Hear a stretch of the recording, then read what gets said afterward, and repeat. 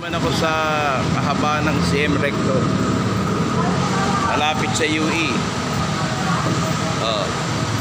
Ayan, nandun yung UE sa papuntang UE. Madadaanan ko yung UE.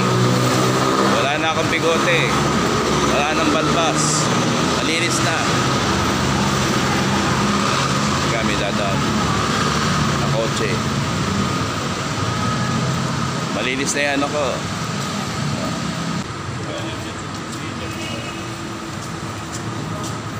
Diba? Yan na, papalapit na ako sa pinaka main gate. Malapit na. Wait for me. Wait for me, UE. I'm coming home to my alma mater, University of the East, batch 1987. Ayan na, UE. Ayan na, UE.